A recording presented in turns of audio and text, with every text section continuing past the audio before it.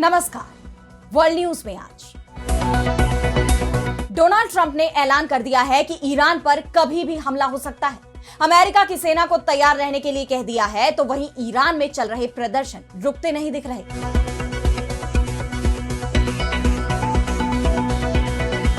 Khamenei ने प्रदर्शनकारियों को चेतावनी दी है कि दंगा बर्दाश्त नहीं होगा। प्रदर्शन अल्लाह के खिलाफ माने जाएंगे। ऐसे में उसकी एक ही सजा होगी और वो है मौत की सजा। तो ट्रंप ने भी साफ कह दिया है कि बहुत हो चुका है, अब खामेनेई को जाना होगा। वहीं दूसरी तरफ ईरान में प्रदर्शन तेज होते जा रहे हैं। तो आग में जल रहा है ईरान, कभी भी आ सकता है बड़ा तूफान। इस पर हम करेंगे विस्तार से चर्चा, लेकिन आइए जरा उन खबरों को भी देख लें जिन पर आगे होगी बात। वेनेजुएला के बाद अब सीरिया पर अमेरिका ने किया बड़ा हमला। आईएसआईएस से जुड़े ठिकाने बने निशाना। इजरायल में नेतन्याहू के खिलाफ तेज हुए प्रदर्शन। भ्रष्टाचार के मामले में बुरी तरह से घिरते दिख रहे हैं नेतन्याहू। खतरे में पड़ी कुर्सी।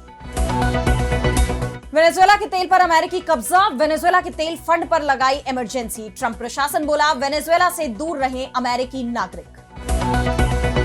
और चलते चलते में देखेंगे बिजली बनाने की नई तकनीक को। दुनिया में अब दिखाई देंगे उड़ने वाले बिजली घर। इन सभी खबरों पर हम विस्तार से करेंगे बात, लेकिन पहले एक नजर हेडलाइंस पर। ग्रीनलैंड पर हमले की तैयारी करो। अमेरिकी राष्ट्रपति ने सेना को दिया आदेश। यूएस आर्मी ने कर दी बगावत, बोली मनमानी नहीं चलेगी। H-1B वीजा हुआ और महंगा। अमेरिका ने बढ़ा दी वीजा की प्रीमियम प्रोसेसिंग फीस। 1 मार्च से नए चार्जेस होंगे लागू। भारतीयों पर पड़ेगा सबसे ज्यादा असर। S-400 के चौथे स्क्वाड्रन की डिलीवरी डेट तय। 2018 में $5 अरब में रूस और भारत के बीच हुआ था समझौता। मई के अंत तक भारत को मिल जाएगा S-400 का चौथा स्क्वाड्रन। पाकिस्तानी सेना मुझे न्योता देती है। लश्कर ए तैयबा के टॉप कमांडर कसूरी का बड़ा कबूलनामा। पाकिस्तान सरकार और सेना पर भारत के आरोपों पर लगी मुहर। तो ईरान सुलग रहा है। 2 सप्ताह से प्रदर्शन हो रहे हैं। शुरुआत में प्रदर्शनकारियों पर नरमी दिखाने वाली ईरान सरकार का रुख अब सख्त हो चुका है। सरकार ने दमन शुरू किया तो प्रदर्शनकारी भी हिंसक हो गए। उनकी एक ही मांग है, बदलाव। सब कुछ बदलने की कोशिश हो रही है। ईरान के supreme leader Ayatollah Ali Khamenei के खिलाफ नारे लगाए जा रहे हैं। तेहरान सहित पूरा ईरान जल रहा है। रात भर प्रदर्शनकारियों और सुरक्षा बल के जवानों के बीच जंग चलती रही। इस बार के प्रदर्शन में महिलाओं की भी जबरदस्त भागीदारी दिखाई दे रही है। पूरे ईरान में इंटरनेट बंद कर दिया गया है। फोन लाइनें भी काट दी गई हैं। प्रदर्शनकारियों और सुरक्षा बलों के जवानों के बीच चल रहे टकराव में 300 से ज्यादा लोगों की जान जा चुकी है। वैसे ईरान सरकार की तरफ से यह संख्या 72 बताई जा रही है। गुरुवार और शुक्रवार को प्रदर्शन और तेज हो गए, क्योंकि ईरान में ये दिन वीकेंड होते हैं और शनिवार को भी सड़कें प्रदर्शनकारियों से ही भरी दिखाई दी। लोग डेथ टू द डिक्टेटर जैसे नारे लगा रहे हैं। विरोध प्रदर्शन के वीडियो काफी वायरल हो रहे हैं। कई वीडियोस में हजारों लोगों की भीड़ नारे लगाती दिख रही है। No Gaza, no Lebanon, my life for Iran. कुछ वीडियो में लोग this is the last battle, the Pahlavi returns चिल्ला रहे हैं और लायन एंड सन्स वाला झंडा लगा रहे हैं। यह झंडा 1979 की इस्लामिक क्रांति से पहले का पुराना राष्ट्रीय चिन्ह है, जब शाह को हटाया गया था। खामेनेई, जो अभी तक प्रदर्शनकारियों से बातचीत करने की बात कह रहे थे, अब वो प्रदर्शनकारियों को सजाए मौत देने का ऐलान कर रहे हैं। ईरान के अटॉर्नी जनरल मोहम्मद मोवाहेदी आजाद ने कहा है कि प्रदर्शनों में हिस्सा लेने वाले किसी भी व्यक्ति को अल्लाह का दुश्मन माना जाएगा। इस आरोप का मतलब ईरानी कानून के तहत मौत की सजा है। जो लोग दंगाइयों की मदद करेंगे उन्हें भी इसी आरोप का सामना करना पड़ेगा। ये बात तो आप जानते ही हैं कि ईरान के कानून के अनुच्छेद 186 में कहा गया है कि अगर समूह या संगठन इस्लामिक रिपब्लिक के खिलाफ हथियारबंद विरोध करता है तो उसके सभी सदस्यों या समर्थकों को, जो उसके मकसद में मदद करते हैं, अल्लाह का दुश्मन माना जा सकता है, भले ही वो लोग खुद हथियारबंद गतिविधियों में हिस्सा ना ले। अनुच्छेद 190 में इसके लिए सजा का उल्लेख किया गया है, जो बहुत कड़ी है।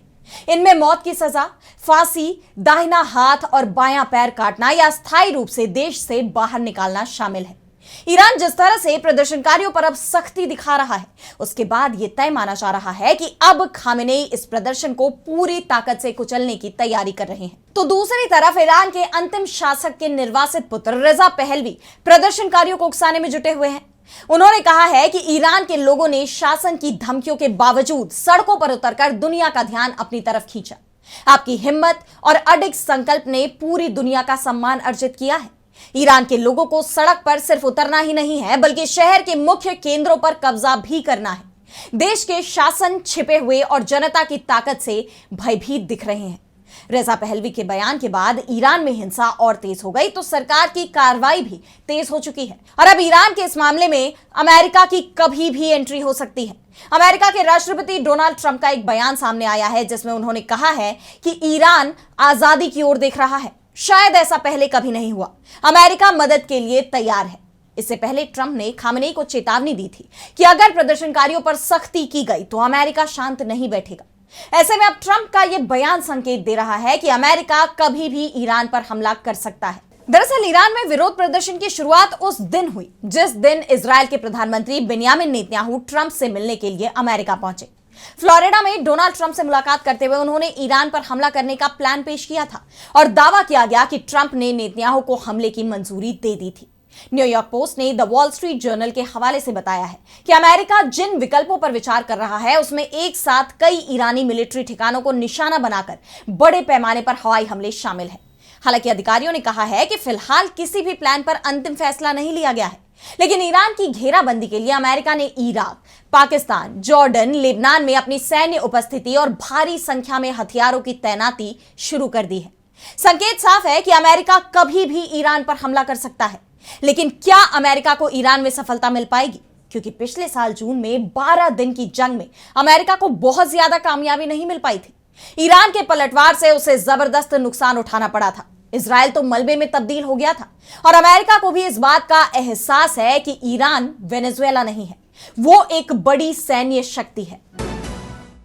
और अब बढ़ते हैं अगली खबर की तरफ, जहां हम बात करेंगे सीरिया पर अमेरिका के बड़े हवाई हमले की।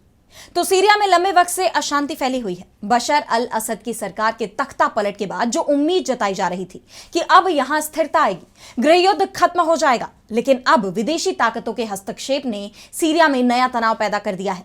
नए साल की शुरुआत के साथ ही सीरिया अमेरिकी सेना के निशाने पर आ गया है। अमेरिका ने वहां बड़ा हवाई हमला किया है जिसमें 2 दर्जन से ज्यादा विमानों के साथ 35 ठिकानों पर 90 से ज्यादा हथियार दागे गए। हमले में F-15E, A-10, AC-130J, MQ-9 drone और जॉर्डन के F-16 जैसे विमान शामिल हुए। अमेरिकी सेंट्रल कमांड ने बताया कि ये हमले ऑपरेशन हॉक आई स्ट्राइक का हिस्सा हैं, जो 13 दिसंबर को सीरिया में अमेरिकी सेना पर इस्लामिक स्टेट के घातक हमले के जवाब में किए गए हैं। राष्ट्रपति डोनाल्ड ट्रंप के आदेश पर किए गए इन हमलों में आतंकवादी समूह इस्लामिक स्टेट यानी IS के ठिकानों को निशाना बनाया गया है। ये हमले आतंकवाद से लड़ने और इस क्षेत्र में अमेरिकी और सहयोगी सेनाओं की रक्षा करने की कोशिश का एक हिस्सा थे। आप जानते हैं कि 13 दिसंबर को इस्लामिक स्टेट के आतंकवादियों ने सीरिया में अमेरिकी सेना के ठिकाने पर हमला किया था, जिसमें 2 अमेरिकी सैनिक और 1 अमेरिकी दुभाषीय समेत 3 लोग मारे गए थे। जिसके जवाब में पहले 20 दिसंबर को अमेरिकी सेना ने ISIS के 70 ठिकानों पर हमला बोला था और अब एक बार फिर एयर स्ट्राइक कर दी है, यानी अमेरिका ISIS को खत्म करने में जुट गया है। अमेरिकी सेंट्रल कमांड ने कड़े शब्दों में कहा है कि हमारा संदेश साफ है, अगर आप हमारे सैनिकों को नुकसान पहुंचाते हैं तो हम आपको ढूंढ निकालेंगे और दुनिया में कहीं भी मार देंगे, चाहे आप न्याय से भागने की कितनी भी कोशिश करें। इन हालात में देखना यह होगा कि सीरिया में कब तक यह संघर्ष जारी रहता है, वहां शांति आखिर कब आएगी। और अब अगली खबर में बात करेंगे इजरायल की। तो इजरायल में नेतन्याहू के खिलाफ प्रदर्शन चल रहे हैं। भ्रष्टाचार के मामले में पहले से ही इजरायल के प्रधानमंत्री बेंयामिन नेतन्याहू घिरे हुए हैं, उनसे इस्तीफा मांगा जा रहा है और वहीं अब गजा मामले में भी उनके खिलाफ प्रदर्शन शुरू हो चुके हैं। तेल अवीव में बड़ी संख्या में लोग सड़कों पर उतरे। प्रदर्शनकारियों ने 7 अक्टूबर 2023 को हुए हमास के हमले की स्वतंत्र जांच की मांग की है। लोगों ने सरकार पर जवाबदेही से भागने का आरोप भी लगाया। प्रदर्शनकारियों ने कहा कि नेतन्याहू की सरकार को जाना ही होगा, अब बदलाव का वक्त है। मौजूदा सरकार जनता का भरोसा खो चुकी है और युद्ध के हालात में भी राजनीतिक जवाबदेही तय करने में नाकाम रही है। नेतन्याहू पर यह आरोप भी लग रहे हैं कि वो इजरायल को हर जंग में घसीट रहे हैं। वो नहीं चाहते हैं कि इजरायल में शांति कायम हो और इसलिए वो एक के बाद एक दूसरे देश पर हमले कर रहे हैं। वैसे भी नेतन्याहू की सरकार का कार्यकाल इसी साल पूरा होने वाला है। 27 अक्टूबर से पहले चुनाव कराए जाने हैं, लेकिन इस वक्त देश में जैसे हालात दिखाई दे रहे हैं उसके बाद माना जा रहा है कि चुनाव समय से पहले ही हो सकते हैं। नेतन्याहू की घटती लोकप्रियता और उनके खिलाफ लगातार तेज होते प्रदर्शनों के चलते नेतन्याहू का समर्थन करने वाली पार्टियां भी अब उनसे दूर होती दिखाई दे रही हैं। दावा तो यहां तक किया जा रहा है कि संसद में नेतन्याहू के पास अब बहुमत भी नहीं बचा है और यही कारण है कि नेतन्याहू संसद का सामना करने से बचते दिखाई दे रहे हैं। नेतन्याहू को लेकर अब इजरायल के अंदर ही संकेत मिल रहे हैं कि वो कभी भी जंग का एक और मोर्चा खोलने की तैयारी में हो सकते हैं। अमेरिका के साथ मिलकर वो ईरान पर हमला कर सकते हैं। जंग का नतीजा अगर उनके पक्ष में आता है तो फिर संसद भंग कर नए चुनाव का ऐलान भी किया जा सकता है, और अगर जंग का नतीजा पक्ष में नहीं आता है तो वो इस साल चुनाव टालने की कोशिश भी कर सकते हैं।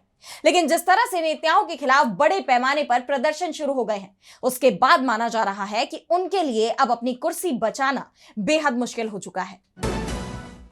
और अब अगली खबर में बात करेंगे वेनेजुएला की। तो वेनेजुएला के खिलाफ अमेरिका की कार्रवाइयां रुकने का नाम नहीं ले रही। अमेरिकी राष्ट्रपति डोनाल्ड ट्रंप एक के बाद एक ऐसे बयान दे रहे हैं जिससे वेनेजुएला पर हमले को लेकर उन पर लगते आरोप और पुख्ता होते नजर आ रहे हैं। वेनेजुएला के अंतरिम राष्ट्रपति डेल्सी रोड्रिगेज साफ कह चुकी हैं कि ट्रंप की नजर हमेशा से वेनेजुएला के तेल पर थी, और उन्होंने ट्रंप को चुनौती देते हुए रूस और चीन जैसे देशों के साथ भी व्यापार के दरवाजे खुले रहने की घोषणा कर दी। जबकि अमेरिकी राष्ट्रपति ने तो साफ कहा था कि अब वेनेजुएला किसके साथ व्यापार करेगा ये भी अमेरिका ही तय करेगा। लेकिन रॉड्रिगेज के ऐलान के बाद अब ट्रंप ने वेनेजुएला के तेल फंड पर इमरजेंसी लगा दी है। उन्होंने एक कार्यकारी आदेश पर हस्ताक्षर कर वेनेजुएला के तेल से होने वाली आय को लेकर राष्ट्रीय आपातकाल घोषित कर दिया।